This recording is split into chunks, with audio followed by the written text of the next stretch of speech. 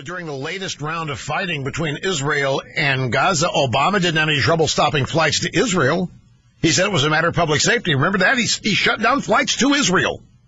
Remember that?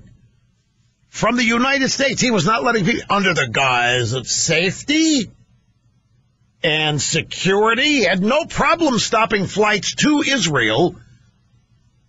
And the reason for that's political. That was to do economic harm. So what do you mean he can't do it? He'd be vilified. He already has done it. He could have stopped flights from those countries into the United States. And under the same premise that he used when he announced that we were eliminating or terminating temporarily flights into Israel.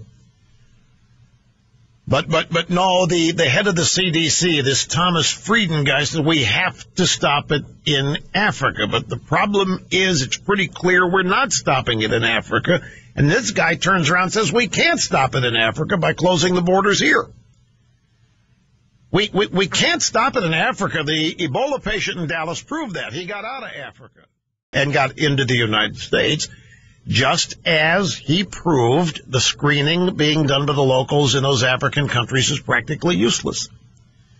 Remember the CDC guy bragging about the procedures they've set up to prevent what happened from happening?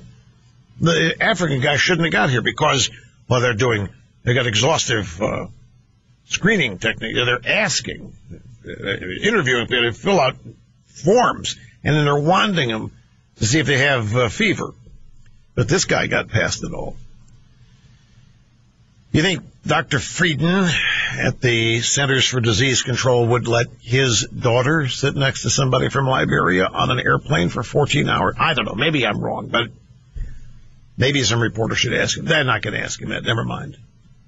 So Dr. Nancy Snyderman and the whole NBC crew now voluntary quarantine for 3 weeks.